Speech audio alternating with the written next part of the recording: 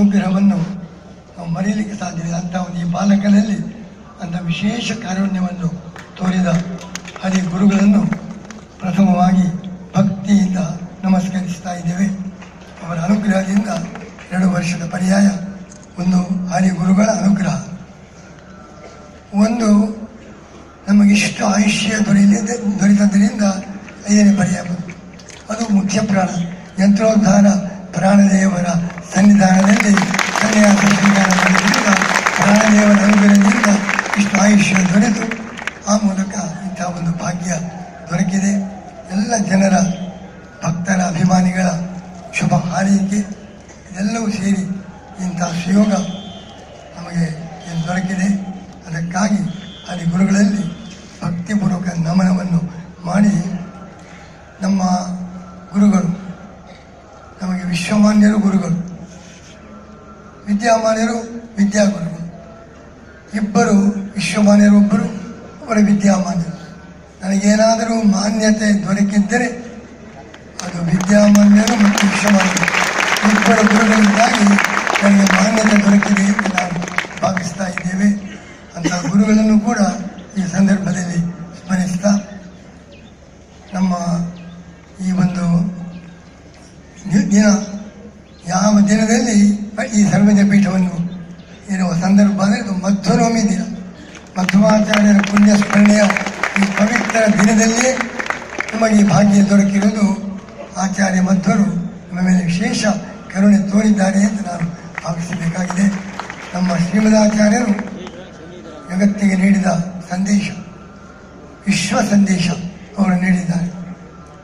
ಅವರು ನೀಡಿದ ಸಂದೇಶದಲ್ಲಿ ಪ್ರಧಾನವಾದ ಅಂಶ ಪರಮಾತ್ಮನಲ್ಲಿ ಭಕ್ತಿಯನ್ನು ಮಾಡುವುದರ ಜೊತೆಗೆ ಜೀವನದಲ್ಲಿ ನಮ್ಮ ಕರ್ತವ್ಯವನ್ನು ಮಾಡುವುದು. ಇದವರ ಸಂದೇಶ.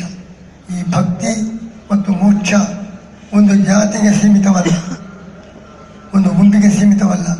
ಸಜ್ಜನರು ಯಾರೇ ಇರಲಿ, ದಲಿತರಿಂದ ಆರಂಭಿಸಿ ಬ್ರಾಹ್ಮಣರವರೆಗೆ ಎಲ್ಲರೂ ಕೂಡ ಸಜ್ಜನರಾಗಿ ಭಕ್ತರಾದರೆ ಮೋಕ್ಷಕ್ಕೆ ಅವರ ಭಾಗಿಗಳು ಎಂಬುದನ್ನು ಸ್ಪಷ್ಟವಾಗಿ ನಿರೂಪಿಸಿದ ಆಚಾರ್ಯರು ಶ್ರೀ ಮಧ್ವಾಚಾರ್ಯರು. ಕೆಲವರು ಬುದ್ಧಿಪೂರ್ವಕವಾಗಿ ಶೂದ್ರರು, ದಲಿತರು ನಿತ್ಯ ನಾರಿಕೆಗಳು ಅಂತ ಆಚಾರ್ಯರು ಕೇಳಿದ್ದಾರೆ ಅಂತ ಮತ್ತು ಆರೋಪ ಮಾಡ್ತಾ ಇದ್ದಾರೆ. ಅಲ್ಲಗಳೆದಿದ್ದೇವೆ. ಒಂದೇ ಒಂದು ವಾಕ್ಯ ತೋರಿಸಿ ಅಂತ ಹೇಳಿದರು, ವಾಕ್ಯ ತೋರಿಸಿಲ್ಲ. ಆದರೂ ಪೂರ್ವಗ್ರಹ ದೋಷಿದ ಬುದ್ಧಿಜೀವಿಗಳು ಇನ್ನೂ ಕೂಡ ಇದೇ ಆರೋಪವನ್ನು ಆಚಾರ್ಯ ಮಧ್ವರ ಮೇಲೆ ಮಾಡ್ತಾ ಇದ್ದಾರೆ. ಅವರನ್ನು ನಾನು ಆಹ್ವಾನಿಸ್ತಾ ಇದ್ದೇವೆ, ಅವರನ್ನು ತೋರಿಸಬೇಕು. ಇಲ್ಲದೆ ಹೋದರೆ ಮಧ್ವಾಚಾರ್ಯರು ಅವರು ಕ್ಷಮೆ ಕೇಳಬೇಕು ಎಂಬುದನ್ನು ಸ್ಪಷ್ಟವಾಗಿ ಯಾರು ಭಕ್ತರು ಯಾವ ಜಾತಿಯವನೇ ಆಗಿ ಅವರು ಭಕ್ತರಾಗಿ ಭಗವಂತನ ಅನುಗ್ರಹಕ್ಕೆ ಪಾತ್ರ ಎಂಬಂಥ ಉದಾರ ಸಂದೇಶವನ್ನೇ ನೀಡಿದವರು. ವೃತ್ತಿ ಯಾವ ವೃತ್ತಿ ಇರಲಿ ಪ್ರಾಮಾಣಿಕವಾಗಿ ಇದು ಭಗವಂತನ ಪೂಜೆ ಎಂಬ ದೃಷ್ಟಿಯಿಂದ ಮಾಡಿದರೆ ದೊಡ್ಡ ಪೂಜೆ ಎಂಬುದಾಗಿ ವೃತ್ತಿ ಜೀವನ ನಮ್ಮ ವೃತ್ತಿ ಅದು ಬೇರೆ ಬೇರೆ ವೃತ್ತಿಯಾಗಿರಬಹುದು. ಪ್ರಾಮಾಣಿಕತನದಿಂದ ಭಗವಂತನಲ್ಲಿ ಭಕ್ತಿಯನ್ನು ಇಟ್ಟು ಮಾಡಿದಾಗ ದೊಡ್ಡ ಒಂದು ಭಗವಂತನ ಪೂಜೆ ಎಂಬುದಾಗಿ ವೃತ್ತಿಗೆ ಮಹತ್ವವನ್ನು ಕೊಟ್ಟವು. ಸೇವೆ, ಲೋಕದ ಸೇವೆ, ಎಲ್ಲ ವರ್ಗದ ಜನರ ಸೇವೆ ಅದು ಮಾಡದೆ ಹೋದರೆ ಅವರಿಗೆ ಮೋಕ್ಷ ದೊರೆಯುವುದಿಲ್ಲ. ಮೋಕ್ಷಕ್ಕೆ ಧ್ಯಾನ ಪೂಜೆ ಎಷ್ಟು ಅಗತ್ಯವೋ ಜನ ಸೇವೆಯು ಕೂಡ ಅಷ್ಟೇ ಅಗತ್ಯ. ಅದು ದೇವರಿಗೆ ಕೊಡುವ ಟ್ಯಾಕ್ಸ್, ಸರ್ಕಾರಕ್ಕೆ ಕೊಡುವ ಟ್ಯಾಕ್ಸ್ ಅಂದರೆ ದೇವರಿಗೆ ಕೊಡುವ ಟ್ಯಾಕ್ಸ್. ಇದನ್ನು ಒತ್ತಿ ಹೇಳಿ ಸೇವೆಗೆ, ಕರ್ತವ್ಯಕ್ಕೆ ಮತ್ತು ಭಕ್ತಿಗೆ ವಿಶೇಷ ಮಹತ್ವವನ್ನು ನೀಡಿದ, ಇಡೀ ಜಗತ್ತಿಗೆ ಮಾನವ ಕುಲಕ್ಕೆ ದೊಡ್ಡ ಸಂದೇಶ ನೀಡಿದ ಮಧ್ವಾಚಾರ್ಯರು ನಮ್ಮ ಕರ್ನಾಟಕದವರು, ನಮ್ಮ ತುಳುನಾಡಿಯವರು ಎಂಬುದಾಗಿ ನಾವೆಲ್ಲರೂ ಕೂಡ ಹೆಮ್ಮೆ ಪಡಬೇಕಾಗಿದೆ. ಅಂಥವರ ಬಗ್ಗೆ ಇಂಥದ್ದೆಲ್ಲ ಕುತರ್ಕ ವಿತಂಡವಾದ ಬಹಳ ದೊಡ್ಡ ನಮ್ಮ ಸಂಸ್ಕೃತಿಗೇನೆ ದ್ರೋಹವನ್ನು ಉಂಟು ಮಾಡುವಂತಹ ಕಾರ್ಯ. ಜಗದ್ಗುರು ಮಧ್ವಾಚಾರ್ಯರು ನಮ್ಮ ಜೀವನ ಪರಮಾತ್ಮನಲ್ಲಿ ಭಕ್ತಿ, ಅಹಂಕಾರ ಇರಬಾರದು, ಪರಮಾತ್ಮನಿಗೆ ನಮ್ರನಾಗಿ ನಿರಹಂಕಾರದಿಂದ, ಅದೇ ರೀತಿ ಎಲ್ಲ ಕಾರ್ಯ ದೇವರ ಪೂಜೆ ಪ್ರೀತಿಗಾಗಿ, ಸ್ವಾರ್ಥಕ್ಕಾಗಿ ಅಲ್ಲ. ಸ್ವಾರ್ಥಕ್ಕಾಗಿ ಮಾಡಿದಾಗ ಈಗಂತೆ ಕಾಮಭೋಗಾರ್ಥಂ ಅನ್ಯಾಯೇನ ಅರ್ಥಸಂಚಯ. ಸ್ವಾರ್ಥದ ಅತಿರೇಕವೇ ಎಲ್ಲ ಭ್ರಷ್ಟಾಚಾರಕ್ಕೆ ಕಾರಣ ಎಂಬುದನ್ನು ಶ್ರೀಕೃಷ್ಣ ಭಗವದ್ಗೀತೆಯಲ್ಲಿ ಸ್ಪಷ್ಟವಾಗಿ ಹೇಳಿದ್ದಾರೆ. ಈಗಂತೆ ಕಾಮಭೋಗಾರ್ಥಂ ಅನ್ಯಾಯೇನ ಅರ್ಥಸಂಚಯ. ಸ್ವಾರ್ಥಕ್ಕೋಸ್ಕರ ಅನ್ಯಾಯದಿಂದ ಹಣ ಸಂಪಾದಿಸುವ ಪ್ರವೃತ್ತಿ, ಭ್ರಷ್ಟಾಚಾರ, ಇದಕ್ಕೆಲ್ಲ ಸ್ವಾರ್ಥವೇ ಕಾರಣ. ಸ್ವಾರ್ಥವನ್ನು ಬಿಟ್ಟು ಭಗವಂತನ ಪ್ರೀತಿಗಾಗಿ ಮಾಡುವ ಕಾರ್ಯ, ಅದು ಭಗವಂತನಿಂದ ಅವನ ಶಕ್ತಿಯನ್ನು ಮಾಡ್ತಾ ಇದ್ದೇವೆ. ಅಹಂಕಾರಕ್ಕೂ ಸ್ವಾರ್ಥಕ್ಕೂ ಅವಕಾಶ ಕೊಡದೆ ಭಗವಂತನ ಪೂಜೆ ಎಂಬ ಭಾವನೆಯಿಂದ ಕರ್ತವ್ಯ ಮಾಡಬೇಕೆಂಬುದಾಗಿ ಕರ್ತವ್ಯದ ಹಿಂದಿನ ದೊಡ್ಡ ದೃಷ್ಟಿಯನ್ನು ನಮಗೆ ಆಚಾರ್ಯರು ನೀಡಿ ನಾವು ಮಾಡುವ ಎಲ್ಲ ಕಾರ್ಯ, ಒಬ್ಬ ರೈತ ಕೃಷಿ ಮಾಡುವುದು, ಒಬ್ಬ ಸರ್ಕಾರಿ ಅಧಿಕಾರಿ ಸರ್ಕಾರದಲ್ಲಿ ಕೆಲಸ ಮಾಡುವುದು, ಒಬ್ಬ ವೈದ್ಯ, ವ್ಯಾಪಾರಿ, ಅದೆಲ್ಲವೂ ಕೂಡ ಭಗವಂತನ ಪೂಜೆ. ಲೋಕದ ಎಲ್ಲ ವ್ಯವಹಾರಿಕ ಜೀವನದ ವೃತ್ತಿ ಅದೆಲ್ಲವೂ ಕೂಡ ಭಗವಂತನ ಪೂಜೆ. ಅಲ್ಲಿ ಪ್ರಾಮಾಣಿಕತೆ ಬೇಕು, ದೇವರಲ್ಲಿ ಭಕ್ತಿ ಬೇಕು ಎಂಬಂತಹ ಮಾತು ಇವತ್ತು by the people, for the people, of the people, ಪ್ರಜಾಪ್ರಭುತ್ವ ಸಂದೇಶ. ಜನರಿಂದ ಜನರಿಗಾಗಿ ಜನರ ರಾಜ್ಯ ಅಷ್ಟೇ ಸಾಲದು, ಅದು ಒಪ್ತೇವೆ. ಜನರಿಂದ ಜನರಿಗೆ ಜನರಾಜ್ಯ, ಅದರ ಜೊತೆಗೆ by the god, for the god, of the god, ದೇವರಿಂದ ದೇವರಿಗಾಗಿ ದೇವರ ಕಾರ್ಯ. ನಮ್ಮದೆಲ್ಲ ಕಾರ್ಯ ದೇವರಿಂದ ಆಗುವುದು. ಯಾರಿಗೆ? ದೇವರಿಗಾಗಿ.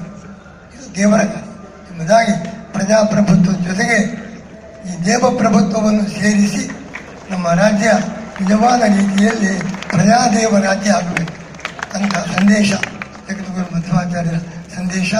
ಅಂತಹ ಮಹತ್ವದ ದಿನದಲ್ಲಿ ಅವರ ಪೀಠವನ್ನು ಆರೋಹಣ ಮಾಡುವ ಅವಕಾಶವನ್ನು ಅವರೇ ಒದಗಿಸಿಕೊಟ್ಟಿದ್ದಾರೆ.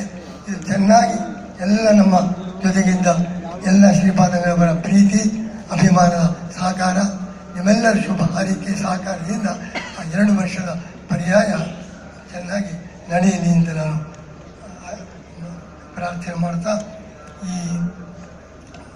ಸಂದರ್ಭದಲ್ಲಿ ನಾವು ಒಂದು ಮಾತನ್ನು ಹೇಳಬೇಕಾಗಿದೆ. ನಾನು ಕಿರಿಯ ಶ್ರೀಗಳು ಪೀಠಾರೂಢರಾಗಲಿ ಅಂತ ನಾನು ಬಹಳ ಒತ್ತಾಯಿಸಿ ಹೇಳಿದರು. ಅವರು ಭರತನ ಪಾತ್ರ ವಹಿಸಿದರು, ಒಪ್ಪಲೇ ಇಲ್ಲ. ಹೀಗಾಗಿ ಭರತ ಎಷ್ಟು ರಾಮ ಹೇಳಿದರು ಭರತ ಒಪ್ಪಲೇ ಇಲ್ಲ. ಕೊನೆ ರಾಮನೇ ಮಣಿಯಬೇಕು. ಅದರಂತೆ ಅವರ ಒತ್ತಾಯಕ್ಕೆ ನಾನೇ ಮಣಿಯಬೇಕಾಯಿತು. ಆ ರೀತಿಯ ಅವರ ಕಾರ್ಯ ಭರತನ ಸ್ಮರಣೆಯನ್ನು ನಮಗೆ ನೀಡ್ತಾ ಇದೆ. ಆದ್ದರಿಂದ ವಿಶ್ವಮಾನ್ಯರಿಂದ ವಿದ್ಯಾಮಾನ್ಯರಿಂದ ನನಗೆ ಮಾನ್ಯತೆ ದೊರಕಿದ್ದರೆ ನಮ್ಮ ವಿಶ್ವಪ್ರಸನ್ನದಿಂದ ಪ್ರಸನ್ನತೆಯು ಕೂಡ ನಮಗೆ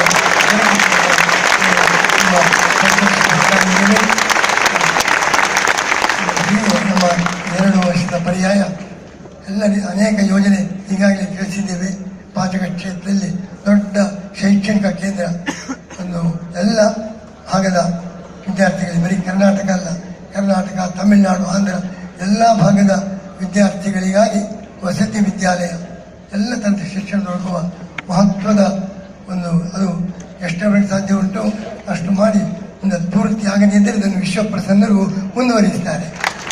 ದೊಡ್ಡ ವಿದ್ಯಾಲಯ ಅದನ್ನು ಆರಂಭಿಸುವುದು, ಇನ್ನು ಇತರ ಅನೇಕ ಯಾತ್ರಿಕರ ಸೌಕರ್ಯ, ರೋಗಿಗಳ ಸೇವೆ ಮುಂತಾದ ಅನೇಕ ಯೋಜನೆಗಳನ್ನು ಹಮ್ಮಿಕೊಂಡಿದ್ದೇವೆ. ಇದೆಲ್ಲ ಕಾರ್ಯ ಭಗವಂತ ಅನುಗ್ರಹದಿಂದ 2 ವರ್ಷದ ಪರ್ಯಾಯದಲ್ಲಿ ಹೆಚ್ಚಿನ ಅಭಿವೃದ್ಧಿ ಕಾರ್ಯ, ಭಗವಂತನ ಸೇವೆ ಆಗಬೇಕು, ಜನಸೇವೆ ಎರಡೂ ಆಗಬೇಕು ಎಂಬುದು ನಮ್ಮ ಕಳಕಳಿ. ಆ ದೃಷ್ಟಿಯಿಂದ ಇವತ್ತು 2 ಘೋಷಣೆ. ಒಂದು, ಈ ಕೃಷ್ಣನಿಗೆ ಪರಿಸರ ಪ್ರೇಮ ಬಹಳ. ಒಮ್ಮೆ ಬೃಂದಾವನಕ್ಕೆ ಹೋಗಬೇಕು, ಗೋಕುಲ ಬಿಟ್ಟು ಬೃಂದಾವನಕ್ಕೆ ಹೊರಡಬೇಕು ಅಂತ ಸಂಕಲ್ಪ ಮಾಡಿದ. ಯಾಕೆ ಅಂತ ಬಲರಾಮ, ಇಲ್ಲಿ ಇರೋಣ, ಯಾಕೆ ಬೃಂದಾವನಕ್ಕೆ ಹೋಗೋದು? ನಾನು ಬಂದಾಗ ಗೋಕುಲ ಎಷ್ಟು ಚೆನ್ನಾಗಿತ್ತು, ಮರ ಗಿಡಗಳಿಂದ ತುಂಬಿತ್ತು, ಆಕಾಶವೇ ಕಾಣಿಸ್ತಾ ಇದೆ, ಅಷ್ಟು ಚೆನ್ನಾಗಿತ್ತು ನಮ್ಮ ಗೋಕುಲ. ಆದರೆ ಈಗ ಈ ನಗರದ ಸಮೀಪ ನಗರ ಮಧುರೆ ನಗರದ ವರ್ತಕರು ಮರಗಳನ್ನೆಲ್ಲ ಕಡಿದು ಈಗ ಆ ಹಿಂದಿನ ಸೊಬಗೇ ಹೋಗಿದೆ. ಎಲ್ಲ ಆಗ ಆಕಾಶವೇ ಕಾಣಿಸ್ತಾ ಇರಲಿಲ್ಲ, ಈಗ ಗೋಕುಲ ಮೈದಾನವೇ ಆಗಿಬಿಟ್ಟಿದೆ. ಇದು ಕೃಷ್ಣ ಹೇಳಿದ ಮಾತು, ಹರಿವಂಶ ಪುರಾಣದಲ್ಲಿ ಕೃಷ್ಣ ಹೇಳಿದ. ಅದಕ್ಕೋಸ್ಕರ ನಾನು ಗೋಕುಲದಲ್ಲಿ ಇರುವುದಿಲ್ಲ, ನಾನು ಬೃಂದಾವನಕ್ಕೆ ಹೋಗಬೇಕು. ಬೇಕಾದಷ್ಟು ಮರಗಿಡಗಳು ತುಂಬಿವೆ. ಮರಗಿಡ ಇಲ್ಲದ ಈ ಗೋಕುಲಕ್ಕಿಂತ ಮರಗಿಡಗಳು ತುಂಬಿದ ಬೃಂದಾವನಕ್ಕೆ ಹೋಗಬೇಕು ಎಂಬುದಾಗಿ ಕೃಷ್ಣ ಗೋಕುಲ ಬೆಳೀಲಿಕ್ಕೆ ಮರಗಳನ್ನೆಲ್ಲ ಆಗಿನ ಕಾಲದ ವರ್ತಕರು ಕಡಿದು ಅದನ್ನೆಲ್ಲ ನಿರ್ನಾಮ ಮಾಡಿದ್ರಿಂದ ಕೃಷ್ಣನಿಗೆ ಬೇಸರ ಬಂತು. ಇದೆಲ್ಲ ಇವತ್ತಿನ ಎಲ್ಲರೂ ಕೂಡ, ಇವತ್ತಿನ ಸರ್ಕಾರ, ಇವತ್ತಿನ ಸಮಾಜ ಕೃಷ್ಣನ ಈ ಸಂದೇಶವನ್ನು ಗಮನದಲ್ಲಿಟ್ಟುಕೊಳ್ಳಬೇಕು. ಮರಗಿಡಗಳ ಅಭಿವೃದ್ಧಿ ಕಾರ್ಯ ನಮ್ಮ ದೇಶದ ಸಮೃದ್ಧಿಗೆ ಅತ್ಯಂತ ಅವಶ್ಯಕ. ಆದ್ದರಿಂದ ನಮ್ಮ ಪರ್ಯಾಯದ ಅವಧಿಯಲ್ಲಿ ಯಾರು ಅಪೇಕ್ಷೆ ಪಡ್ತಾರೆ ಅವರಿಗೆಲ್ಲ ಒಂದೊಂದು ಗಿಡವನ್ನು ದಾನವಾಗಿ ಕೊಡಬೇಕು. ಆ ಮೂಲಕ ಪರಿಸರ ಅಭಿವೃದ್ಧಿಯ ಕಾರ್ಯಕ್ಕೆ ಒಂದು ಚಾಲನೆ ಕೊಡಬೇಕು ಎಂಬುದಾಗಿ ವೃಕ್ಷ ಸಂರೋಹಣ, ವೃಕ್ಷ ದಾನದ ಒಂದು ಕಾರ್ಯಕ್ರಮ ನಾವು ಸಂಕಲ್ಪಿಸಿದ್ದೇವೆ.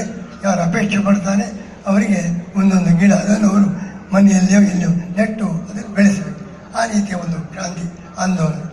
ಅದರಂತೆ ದುಶ್ಚಟಗಳು, ಕೃಷ್ಣನ ಬಳಿಗೆ ಬಂದು ಹುಂಡಿಯಲ್ಲಿ ಹಣ ಹಾಕೋದು ಮಾತ್ರವಲ್ಲ, ನಾನು ಮದ್ಯಪಾನ ಬಿಟ್ಟಿದ್ದೇನೆ, ನಾನು ವ್ಯಭಿಚಾರವನ್ನು ಬಿಟ್ಟಿದ್ದೇನೆ ಇಂದ ಒಂದೊಂದು ಸಂಕಲ್ಪ ಮಾಡಿ ಆ ಚೀಟಿಯನ್ನು ಹುಂಡಿಯಲ್ಲಿ ಹಾಕಬೇಕು.